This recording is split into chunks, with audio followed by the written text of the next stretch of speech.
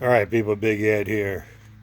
I just took the bike out for a ride, but the bike's running great.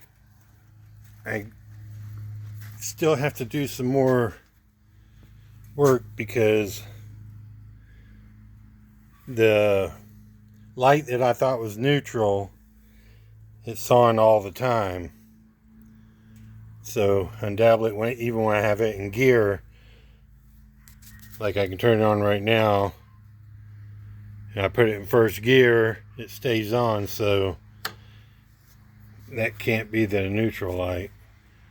The oil pressure gauge that I had on there, that brass one, I had to take off because it kept leaking right down there, and I could not. I tried everything. I put more tape on it and it just kept leaking, so I went back with, put the sensor switch back on there. And then the bike had been sitting for 2 or 3 months, so I did crank it up. Gas was leaking out of the piss tube, or whatever you want to call it, right there.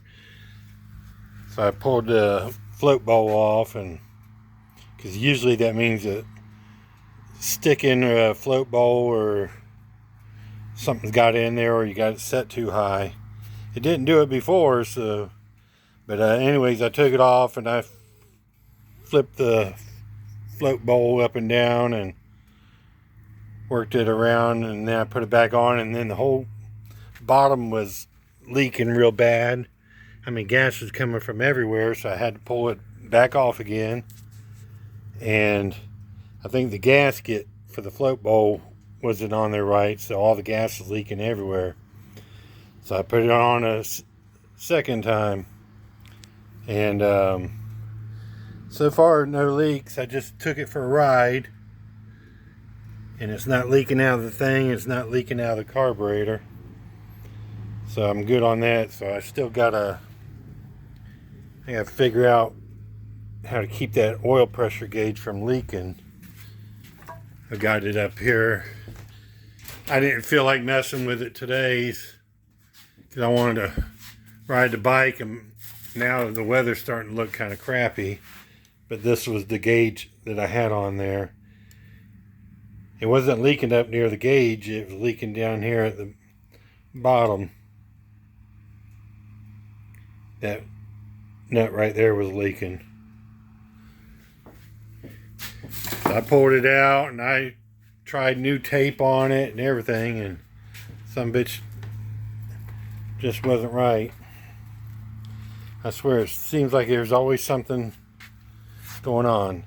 The ignition switch works, so that's a good thing. I got my fancy dancy cover with my brass spikes on there. But oh, I had trouble with the wheel too. The wheel wasn't spinning, so I loosened up the nut and I pulled out the shaft, put it back in. I don't know what I did, but it seems to be fine now. So I guess down the road I'm gonna,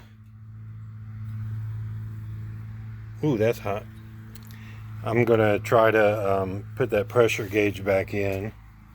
I'm gonna do a little bit more research on it. Or hell, I might just, well, I don't want to just screw it in. I want to have it right here. I was going to screw it in down there, the gauge, but I did find a adapter. I'll show in my next video.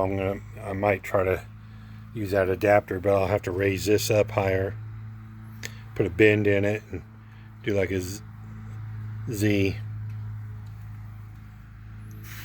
Alright, well anyways, don't forget to like and subscribe to my channel.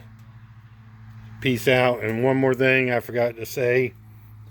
The springs, the progressive springs that I put in there, boy, it rides so much better with them some bitches in there.